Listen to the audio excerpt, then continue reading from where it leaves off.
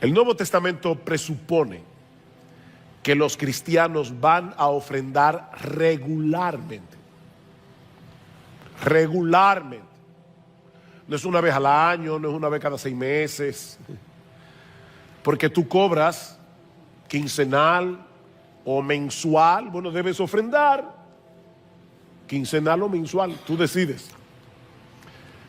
Pero debes ofrendar regularmente, por lo menos para 3 cosas. En primer lugar, para sostener el ministerio de la iglesia. Pablo dice en 1 Timoteo capítulo 5 versículos 17 y 18: los ancianos que gobiernan bien sean tenidos por dignos de doble honor, mayormente los que trabajan en predicar y en enseñar, porque está escrito: no pondrás bozal al buey que trilla, y digno es el obrero de su salario. Hay un salario que se debe dar a los ministros del evangelio, y eso sale de las ofrendas de la iglesia, entre otras cosas para las cuales ofrendamos. Es para que el ministerio de la iglesia funcione. En segundo lugar, debemos ofrendar para la expansión del evangelio, tanto a través de las misiones como a través del evangelismo. 1 Corintios capítulo 9 versículo 7, 1 Corintios capítulo 9 versículo 14. Y en tercer lugar, debemos ofrendar para ayudar a los pobres. Y ese es el énfasis de este pasaje en 2 Corintios 8 y 9, aunque debo decir que las enseñanzas que se encuentran aquí se pueden aplicar a las ofrendas en sentido general, y eso es lo que yo voy a hacer en esta mañana. Ahora, antes de considerar directamente nuestro texto, permítame tomar unos minutos para ponerlo en su contexto.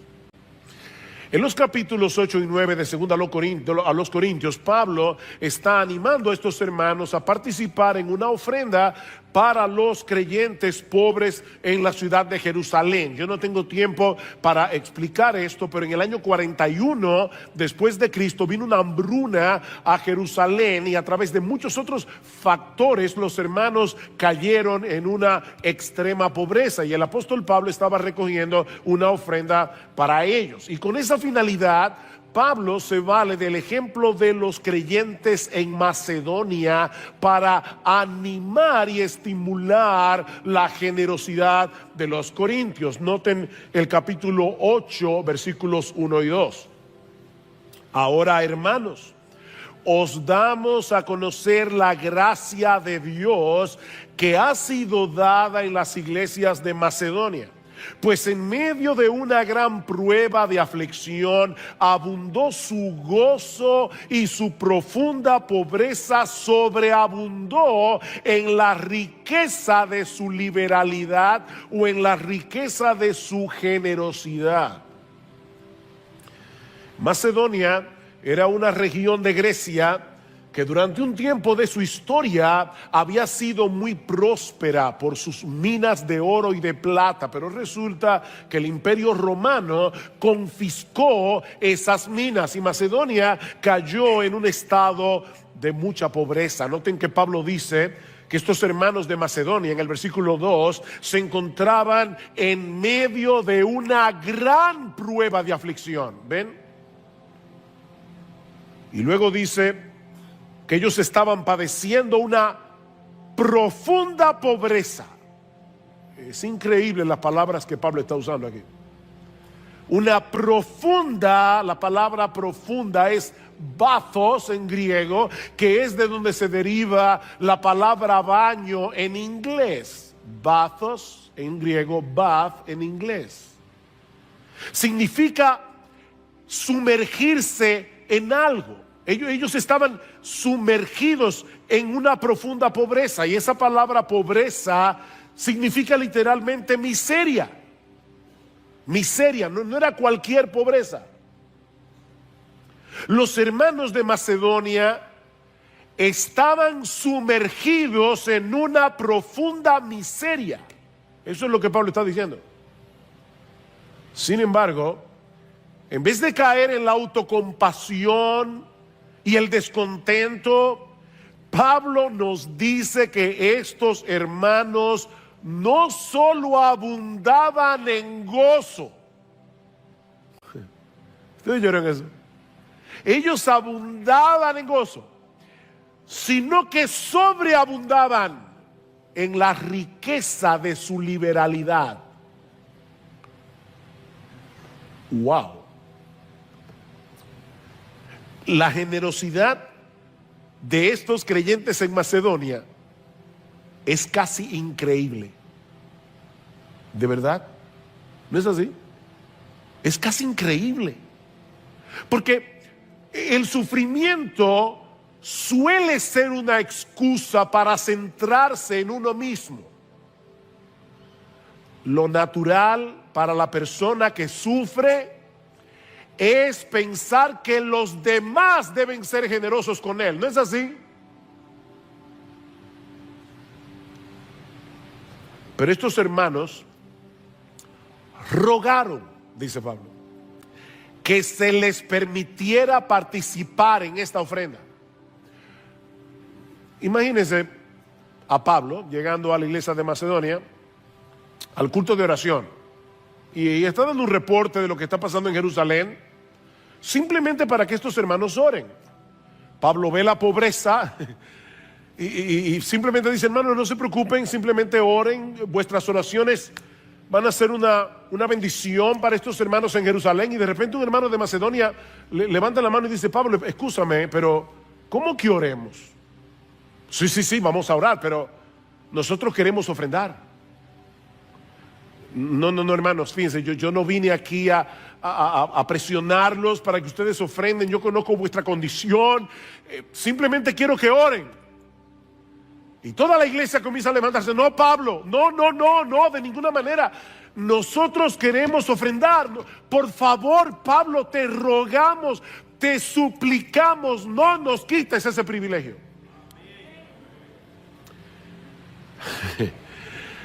Miren, yo no sé ustedes, pero a lo largo de esta semana yo me he sentido sumamente convicto de pecado. El evangelio de la gracia de Dios había cambiado por completo la perspectiva que estos hermanos tenían acerca del dinero,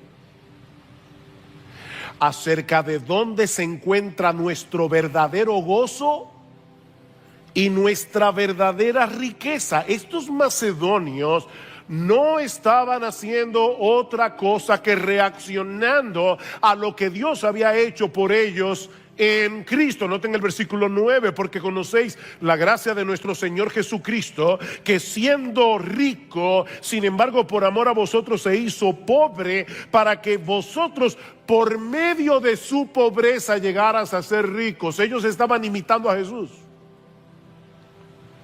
Eso fue lo que hizo Jesús. Era rico como no ha habido nadie en todo el universo que sea más rico. Jesús era dueño de todo y él decidió voluntariamente dejar su trono de gloria. Él decidió voluntariamente dejar el esplendor del cielo para venir y hacerse un siervo y morir en una cruz por amor a nosotros, para que nosotros pudiésemos ser bendecidos con toda bendición espiritual en los lugares celestiales en Cristo.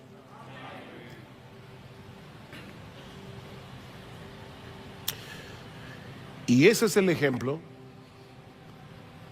que Pablo pone delante de los creyentes en Corinto y hermanos de Iglesia Bíblica del Señor Jesucristo, delante de todos nosotros, para enseñarnos lo que significa para un cristiano ser generoso. Con esto en mente, luego de esta breve introducción, ahora podemos considerar algunas de las enseñanzas que encontramos en 2 Corintios capítulo 9, los versículos 5 al 11, que es el pasaje que vamos a considerar en esta mañana.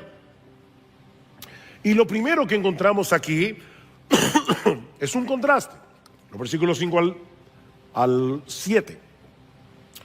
Un contraste en el que Pablo nos muestra que la actitud del corazón al ofrendar es más importante que la cantidad de lo que ofrendas. Lo primero que hace Pablo aquí es mostrarnos un contraste, para que a través de ese contraste nosotros podamos entender que la actitud del corazón a la hora de ofrendar es más importante para Dios que la cantidad que tú ofrendas. Porque recuerda, mi hermano, Dios no necesita un centavo de ti. Dios no necesita tu dinero. Dios quiere tu corazón. Versículo 5, capítulo 9. Así que creí necesario exhortar a los hermanos a que se adelantaran en ir a vosotros y prepararan de antemano vuestra generosa ofrenda ya prometida, para que la misma estuviera lista como ofrenda generosa y no como codicia. Pablo había enviado a Tito junto con otro hermano, cuyo nombre no se menciona aquí en el pasaje, para preparar de antemano, dice él, vuestra generosa ofrenda ya prometida. Y esta palabra que se traduce aquí como generosa ofrenda significa literalmente bendición. Es la palabra eulogía, bendición.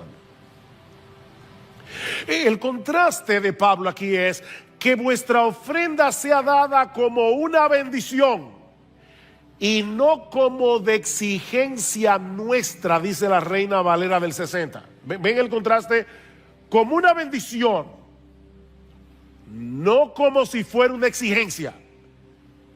Otra forma de traducir esta frase es algo que es arrancado de la codicia. Como alguien que es despojado de sus bienes bajo amenaza. Dame tu dinero. Pablo dice, no es así que yo quiero que te ofrendes. No. Pablo no quería que estos hermanos se sintieran presionados por su autoridad apostólica. Eso es lo que le está diciendo. Yo quiero que ustedes den entendiendo con la conciencia de que es una bendición bendecir a otros, no como si fuera una exigencia, de tal manera que yo tengo que arrancarles de la billetera lo que ustedes quieren aferrarse a eso.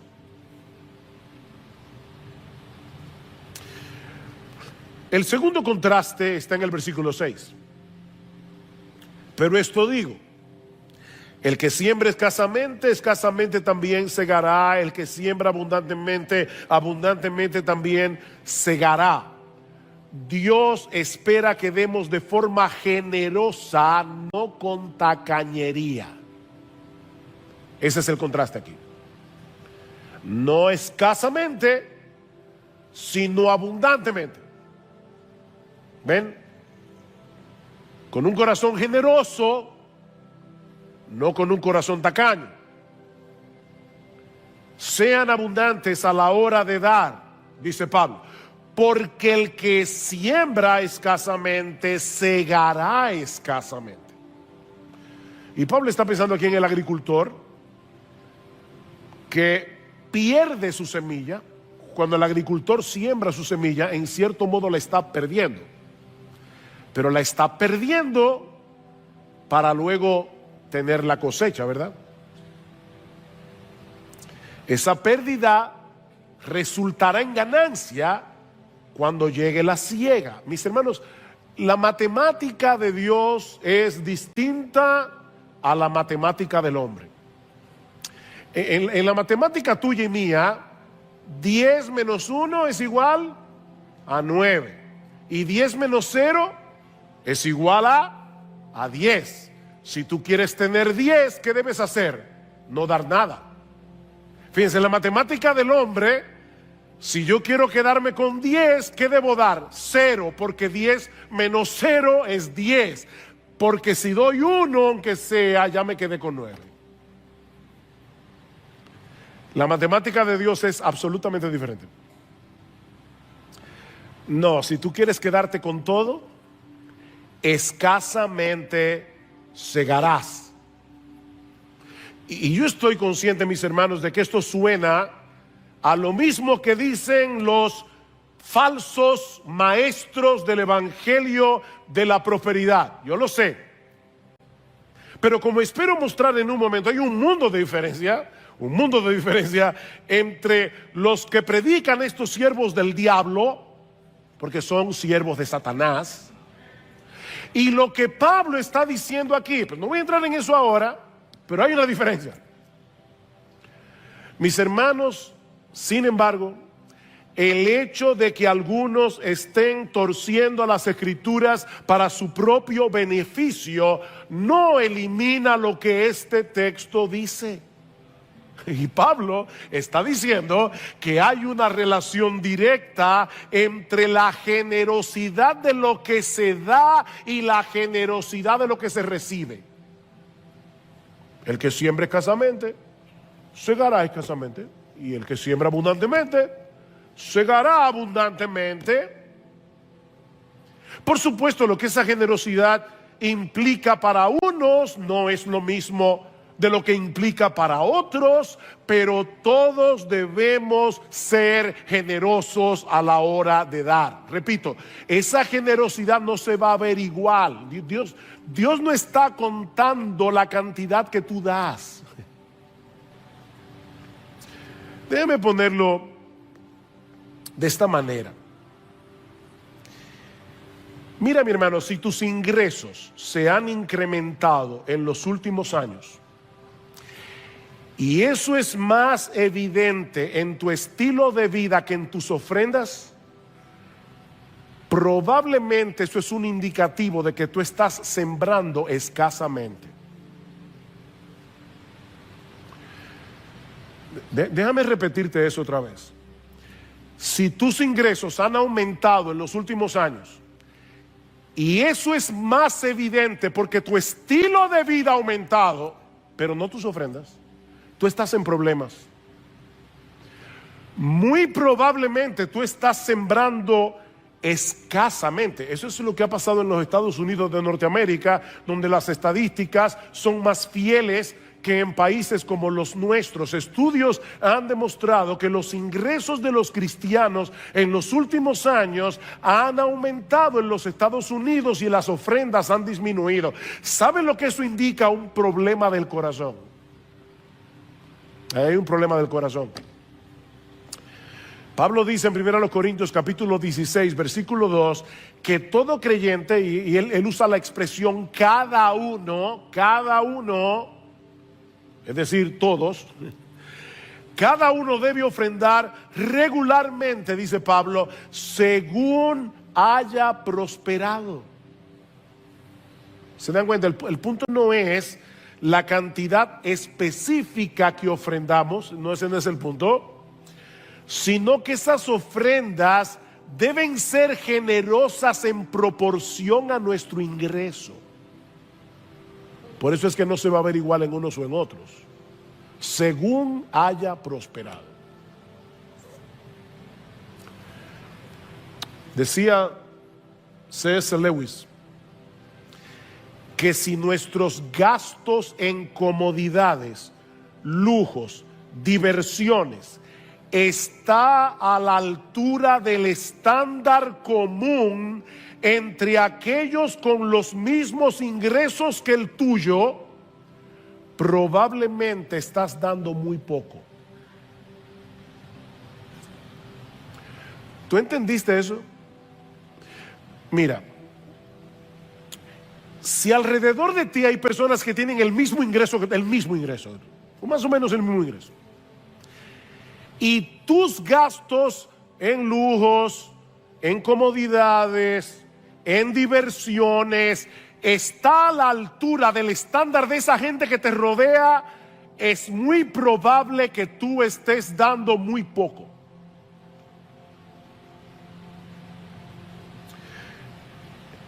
Eso no es generosidad, porque la mayoría de la gente no es generosa para dar para el Señor.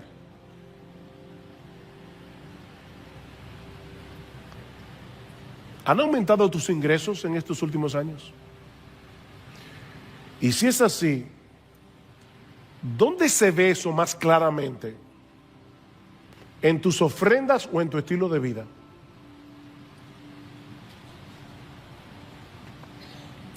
El tercer contraste está en el versículo 7. Que cada uno dé como propuso en su corazón, no de mala gana ni por obligación, porque Dios ama al dador alegre. Antes de ver de cerca el contraste que hay en este texto, noten una vez más el cada uno. Cada uno. ¿Quiénes deben ofrendar? ¿Los ricos de la iglesia? ¿Los de clase media, media alta? Cada uno. Cada uno.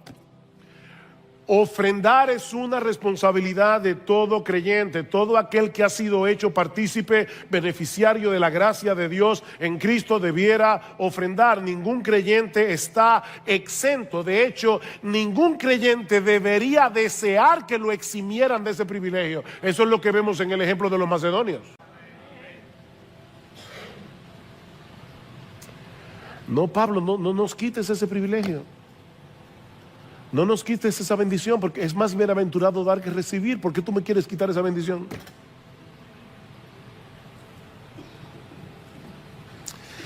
Por otra parte, Pablo usa un verbo aquí, propuso, que no aparece en ninguna otra parte del Nuevo Testamento. Esta palabra se enfoca en aquello que hacemos de una manera deliberada y libremente. Deliberadamente, libremente. O sea, no se trata de un impulso del momento, sino de algo que se hace de una forma planificada, plenamente conscientes de lo que estamos haciendo. En otras palabras, no debemos ofrendar de una forma mecánica. Bueno, yo decidí que esto es lo que voy a dar todos los meses. Sencillamente todos los meses hago el cheque. Pablo dice, no. Considera con cuidado lo que estás haciendo a la hora de ofrendar. ¿Sabes para qué? Para que lo hagas con una actitud adecuada.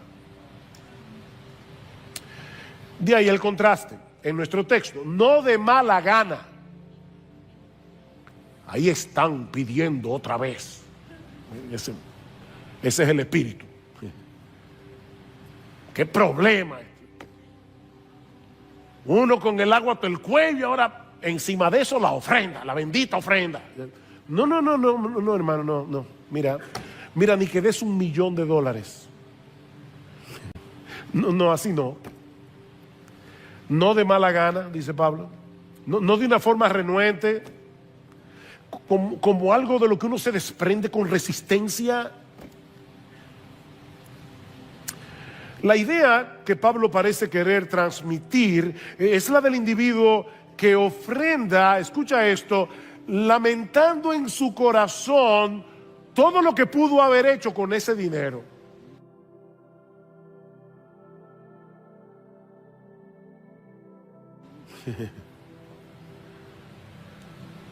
Óyeme, un viajecito. Es ese espíritu. Eso es lo que es dar de mala gana. Pero tampoco, dice Pablo, debemos hacerlo por obligación. Es decir, por el simple hecho de que es un deber cristiano. O sea, no ofrendes con la misma actitud con la que tú pagas los impuestos. Yo no voy a preguntar, pero aquí hay alguien, en su corazón levanta la mano, aquí hay alguien que paga sus impuestos con gozo.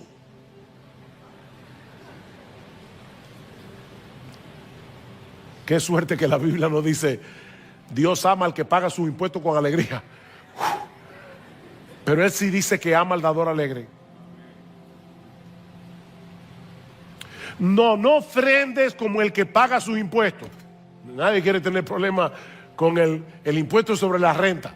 No vaya a ser que te multen o que seas perseguido por la justicia. No es con esa actitud que debemos dar, como si fuera una obligación legal. ¿Cómo debemos hacerlo? Vean el versículo 7 otra vez. que cada uno dé como propuso en su corazón, no de mala gana ni por obligación, porque Dios ama al dador alegre. O sea, Dios no se agrada con la ofrenda del que no se agrada en ofrendar. ¿Oíste eso, verdad? Dios no se agrada con la ofrenda del que no se agrada en ofrendar.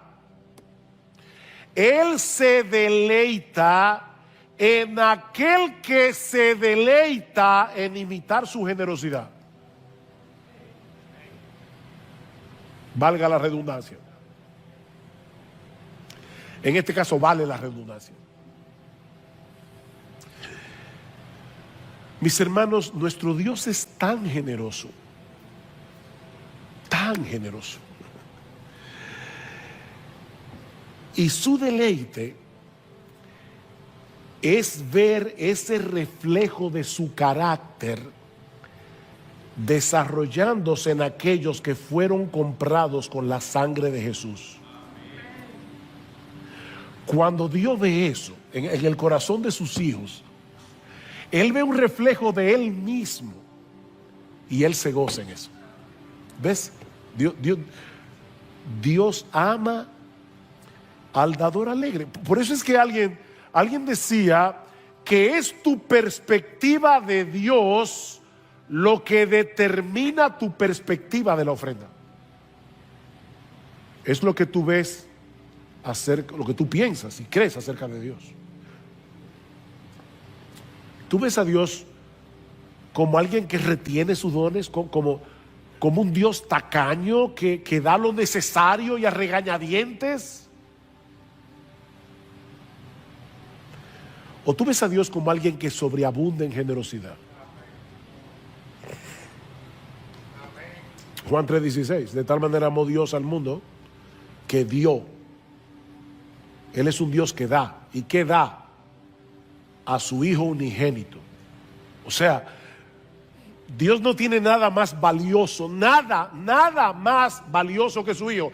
Dios dio lo más preciado, lo más valioso que Él tenía para salvar a sus enemigos que le odiaban, y no lo dio a regañadientes.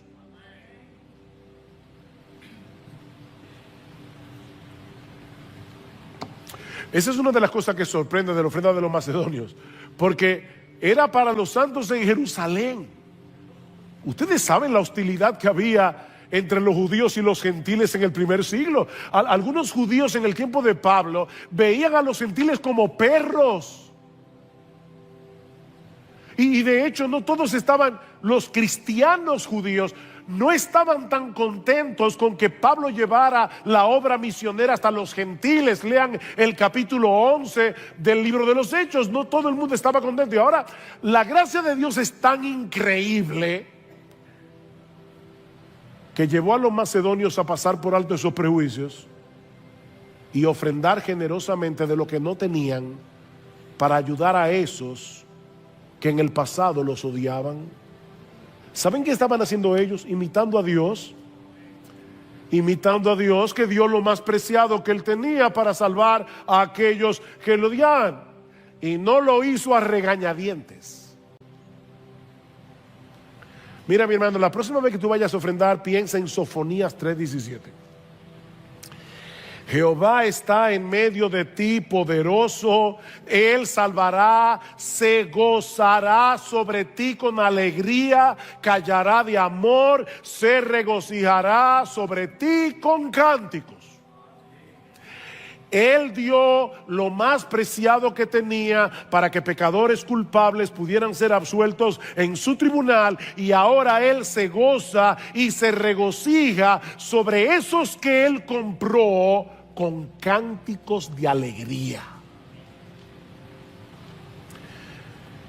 Nuestro Dios es un dador alegre, y Él ama a los que son como Él. Él ama a los dadores alegres, porque reflejan en sus ofrendas el Dios en el que ellos han creído. Una pregunta que muchas veces nos hacen en las iglesias, ustedes saben que nosotros vamos a otros lugares y a veces hay paneles de preguntas y respuestas. Y esta es una pregunta clásica. ¿Es obligatorio para los cristianos diezmar? El diezmo pertenece a la ley mosaica. Y por favor no citen el caso de Abraham con Melquisedec o el caso de Jacob cuando dice yo voy a dar el 10% de todo. La razón por la que no debemos usar esos ejemplos es porque lo de Abraham con Melquisedec fue un caso único. La Biblia no dice que Abraham ofrendaba regularmente. Eso fue del botín de una guerra que en la que Abraham estuvo envuelto. Y en el caso de Jacob es todavía peor, porque Jacob no le dice a Dios, yo te voy a dar el 10% de todo lo que tú me des. No, le dice, si tú me prosperas, yo te doy el 10%. Así que esos dos casos que son anteriores a la ley no lo podemos usar. Y el caso de los diezmos, en el caso de la ley mosaica, nosotros sabemos por el Nuevo Testamento que la ley mosaica pasó. Así que si tú quieres una respuesta teológica, ¿deben los cristianos, los creyentes del nuevo pacto diezmar? Personalmente pienso que no. No tenemos la obligación legal de dar el diezmo.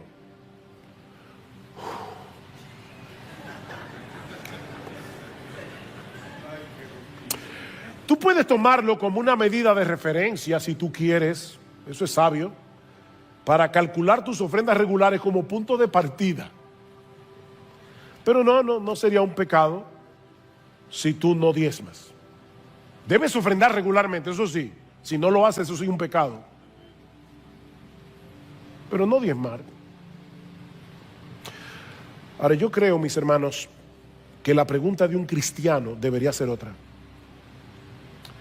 La pregunta de un cristiano debería ser, ¿cómo puedo ofrendar de tal manera que manifiesten mi disposición de hacerlo? Y no solo en la cantidad, en mi disposición, la gracia que ha sido derramada sobreabundantemente sobre mí sin merecerla.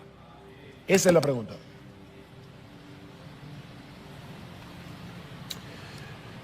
Alguien ha dicho, el dador alegre es aquel cuyo corazón está completamente extasiado con la bondad y la grandeza de Dios, cuya mente está cautivada con la hermosura de Jesús, cuya alma está satisfecha con todo lo que tenemos en Él, y quien a pesar de su adversidad y desafiando toda circunstancia, se goza con un gozo inefable y glorioso. Tal es el dador al que Dios ama.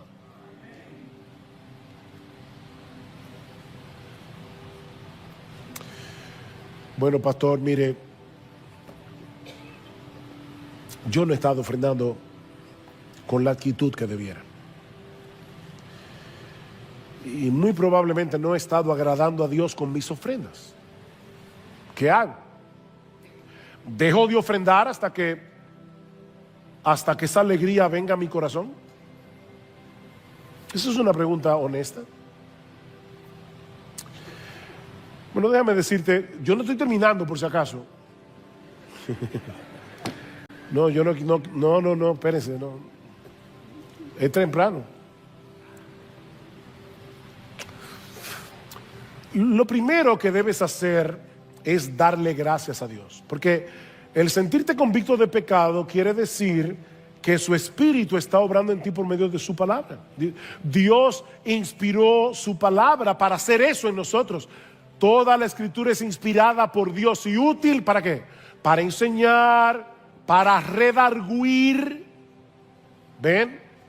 Para corregir, para instruir en justicia, a fin de que el hombre de Dios sea perfecto, enteramente preparado para toda buena obra. Así que si te sientes convicto de pecado, gloria al Señor. Fue para eso que Dios nos dio su palabra. Yo les decía de verdad, yo me he sentido redarguido del pecado a lo largo de la preparación de este sermón.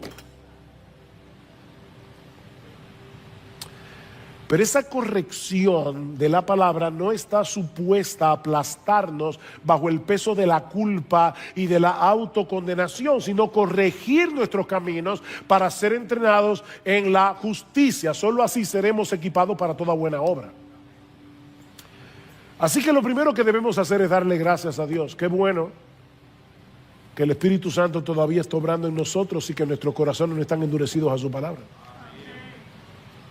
En segundo lugar, debemos confesar nuestros pecados.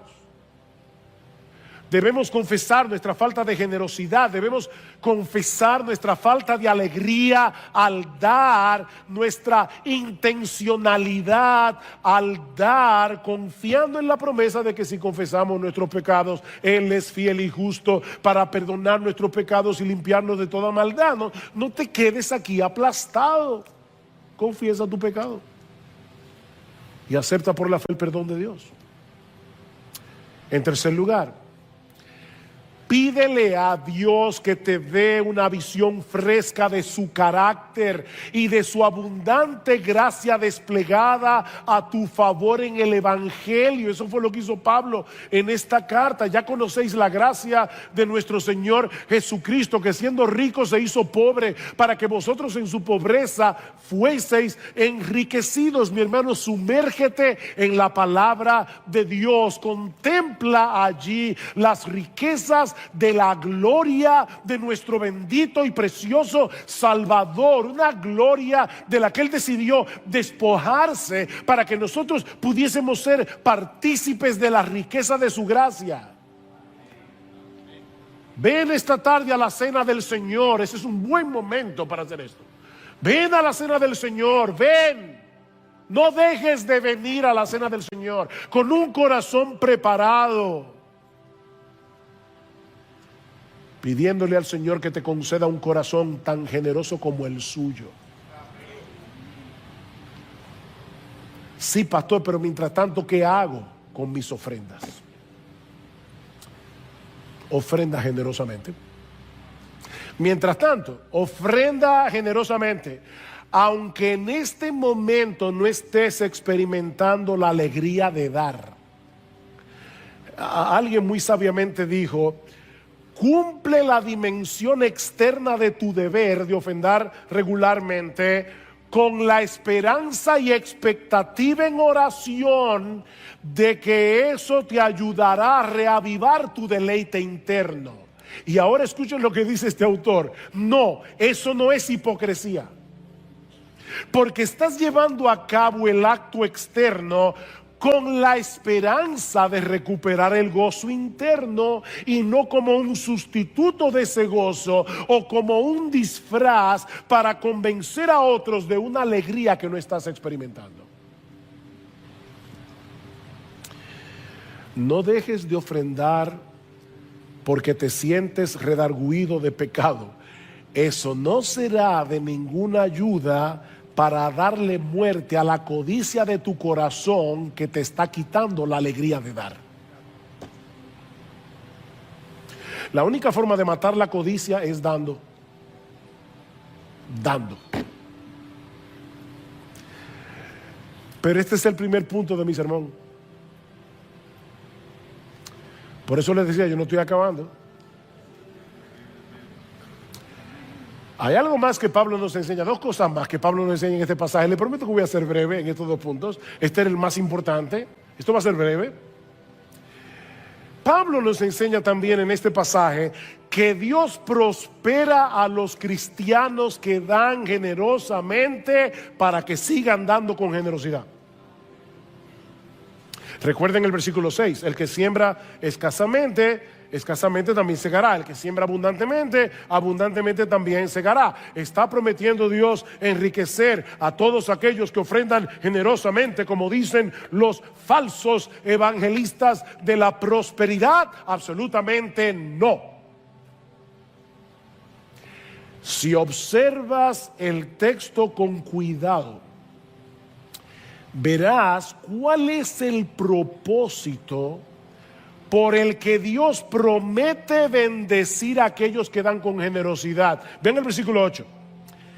Y Dios puede hacer, da abundantemente, da con gracia, Dios puede hacer que toda gracia abunde para vosotros, a fin de que teniendo siempre todo lo suficiente en todas las cosas, abundéis para toda buena obra. ¿Ves el propósito? Como está escrito, Él esparció, de paso, Él no es Dios. Él es el creyente que da. Vean el Salmo. Él esparció, dio a los pobres su justicia. La justicia de este creyente permanece para siempre.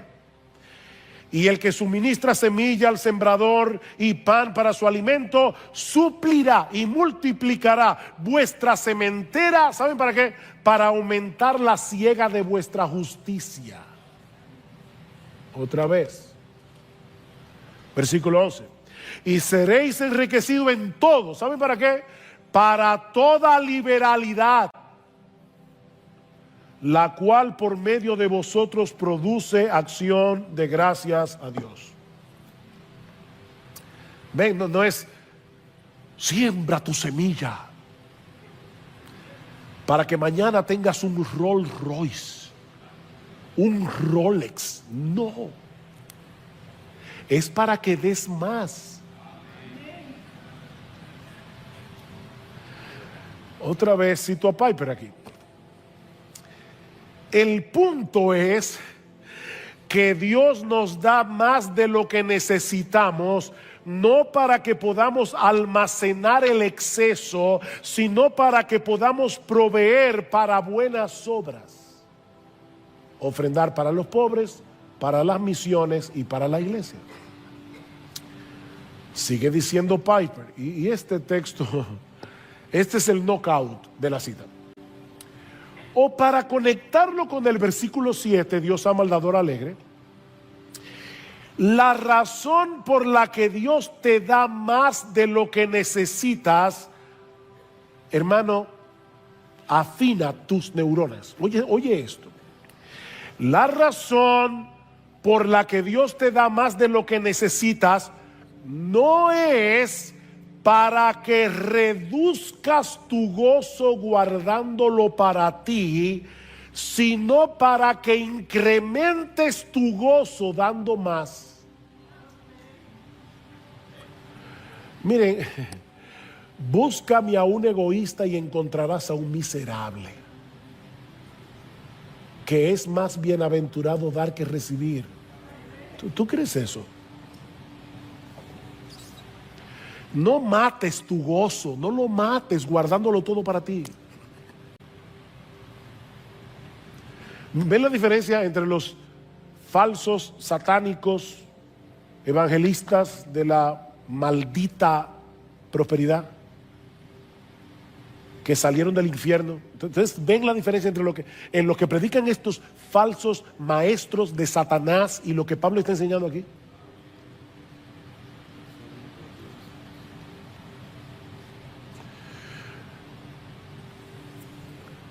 Mis hermanos, Pablo no está enseñando aquí que si tú das más, serás rico.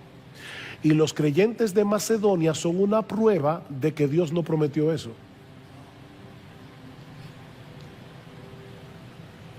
Lo que él está diciendo en este texto es que si tomas la determinación de dar con generosidad, lo que es generosidad para ti, hermano, de verdad, no te compares con otro. Es lo que es generosidad para ti. Según tú hayas prosperado, Dios no solo se encargará de mantener ese deseo en tu corazón, sino que también te proveerá lo necesario para que lo lleves a cabo. Eso es lo que Pablo está diciendo.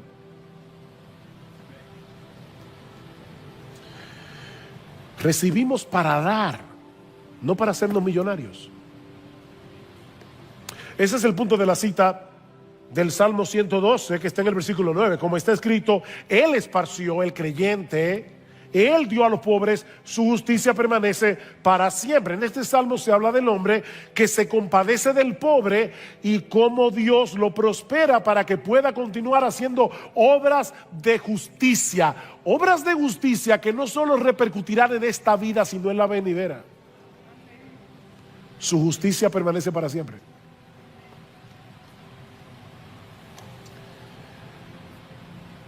Sí, tú puedes usar tu dinero, claro que puedes usar tu dinero para beneficiarte. No estamos negando eso. A los ricos de este siglo, mándales que no sean altivos, que no pongan su esperanza en las riquezas, las cuales son inciertas, sino en el Dios vivo que nos da todas las cosas en abundancia para que las disfrutemos. ¿Ven? No es que es pecado disfrutar de lo que Dios nos da, pero escucha lo que sigue diciendo Pablo: que sean ricos en buenas obras, que estén sembrando para lo porvenir, tesoros en el cielo. Mi hermano, si tú estás haciendo eso, estás siendo generoso, no te preocupes, disfruta de lo que Dios te da. Siempre que ese deleite y ese disfrute no te impidan seguir siendo generoso, muy generoso. Finalmente, Pablo nos enseña en este pasaje que la generosidad de los cristianos glorifica a Dios. La generosidad de los cristianos glorifica a Dios. Vean una vez más el versículo 11: y seréis enriquecidos en todo para toda liberalidad, la cual por medio de nosotros produce acción de gracias a Dios. Cuando los pobres en Jerusalén recibieron la ofrenda de los macedonios, ¿a quién le dieron gracias? ¿Ven? Le dieron gracias a Dios, porque ellos sabían que ese Dios era el gran benefactor que estaba detrás de la generosidad de los corintios o de los macedonios. De paso, eso no quiere decir que no debemos ser agradecidos con aquellos que nos benefician con su generosidad. No, mis hermanos, la gratitud a los seres humanos que te benefician en algo es una marca del cristiano. Debemos ser agradecidos. Lo que esto quiere decir es que tanto los que dan como los que reciben la ofrenda deben entender que la gracia de Dios es la fuente original de donde emana toda cosa buena. Mi hermano, si tú eres generoso dando, cuídate del orgullo. Tú no tienes nada de qué enorgullecerte, porque eso fue la gracia de Dios obrando en ti. David dice en 1 Corintios 29, dice que el pueblo había ofrendado para el templo y dice: Señor, gracias, porque de lo recibido de tu mano te damos, y gracias por haber puesto en el corazón de este pueblo ofrendar generosamente. Él dio la capacidad para hacer el dinero, Él proveyó los clientes. Óyeme, tú puedes ser muy capaz, y si Dios no provee los clientes. Nosotros teníamos un familiar que fracasaba en casi todos los negocios. Papi decía: a fulano le va tan mal que si él pone una fábrica de sombreros, los niños nacen sin cabeza. Hay gente que no importa lo que tú le pongas en la mano. Entonces, es Dios que te da la capacidad, es Dios que te da los clientes, es Dios que te da la energía, es Dios que te provee el dinero, y es Dios el que pone en tu corazón darlo. ¿Para qué? Para que Él se lleve toda la gloria. Dios es celoso con su gloria. Vean una vez más los versículos 1 y 2 de 2 Corintios 8. Me encanta este texto. Ahora, hermanos, os damos a conocer la gracia de Dios. La gracia de Dios que ha sido dada en las iglesias de Macedonia. Fue la gracia de Dios la que originó todo esto. ¿Y cómo se vio esa gracia? Pues en medio de una gran prueba de aflicción abundó su gozo. ¿Cómo así? La gracia de Dios. Abundó su gozo, y su profunda pobreza sobreabundó en las riquezas de su liberalidad. La gracia de Dios hizo eso. Dios da la gracia produce gozo, el gozo produce generosidad. Las tres Gs de Dios: gracia, gozo, generosidad. ¿Saben qué fue lo que hizo la gracia? La gracia redirigió el gozo de estos creyentes del dinero hacia Dios. del dinero hacia Dios. Ellos dejaron de escuchar las promesas del dinero. El dinero promete cosas. El dinero hace promesas. Ellos dejaron de escuchar esas promesas para encontrar su gozo en la abundante gracia de Dios que nos bendijo con toda bendición espiritual en los lugares celestiales en Cristo. Y obviamente ellos actuaron de una manera responsable según la obra de la gracia que Dios había hecho en ellos. Noten el versículo 3, porque yo testifico que según sus posibilidades y aún más allá de sus posibilidades, dieron de su propia voluntad. Por fin, ¿de dónde salió esa ofrenda? ¿De la gracia de Dios o de la voluntad de los macedonios? Sí. La gracia de Dios obró para la generosidad de los macedonios. Y ellos respondieron responsablemente a la obra de la gracia. Y esa generosidad que se inicia en Dios como la fuente inagotable de toda generosidad, retorna a Él en alabanzas y acciones de gracias. Y al final, Él se lleva la gloria. Eso es lo que Pablo está diciendo en el capítulo 9, versículo 11. Porque seréis enriquecidos en todo para toda liberalidad, la cual por medio de nosotros produce acción de gracias a Dios. Versículo 12. Porque la administración de este servicio no solo suple con plenitud lo que le falta a los santos, sino que también sobreabunda a través de muchas acciones de gracias a Dios. Por la prueba dada por esta administración, glorificarán a Dios. Y al final, gracias a Dios por este don inefable. ¿Cuál es el don inefable? ¿Es la inclinación a dar o es Jesús? ¿Cuál es el don inefable en ese contexto? Las dos cosas. Dios dio a su Hijo. Nosotros somos los beneficiarios de ese don. Y ahora participamos de ese don, dando nosotros generosamente. Mis hermanos, cuando los cristianos son generosos en sus ofrendas, se convierten en conductores de la gracia de Dios. Y muchos son beneficiados, no solo a nivel material, sino también a nivel espiritual. Nosotros no tenemos ni idea de lo que Dios hará con nuestras ofrendas para la expansión del Evangelio. Cuando tú llegues al cielo, te vas a enterar de todo lo que Dios hizo con tu dinero, cuando tú lo ofrendaste. Recientemente estuve en un país de Sudamérica y me enteré de un empresario que ni siquiera era de ese país. Él fue a hacer negocios y le fue tan bien que él decidió ofrendar el 90% de sus ingresos y quedarse con el 10%, al revés. Y los hermanos me contaban, eso fue en la década de los 60, 70. Lo que Dios hizo con las ofrendas de este hombre, yo no se lo puedo explicar. Iglesias que estaban metidas en rincones, por la generosidad de este hombre, pudieron salir a la capital de este país y colocarse en lugares estratégicos. Y es increíble el crecimiento que esas iglesias han tenido. Hermanos, espero haber podido mostrar en esta mañana que las ofrendas no tienen que ver primariamente con el dinero o con nuestros ingresos económicos, sino con la perspectiva que tenemos de la gracia de Dios en Cristo y del Evangelio. Recuerda, donde esté tu tesoro, allí estará tu corazón.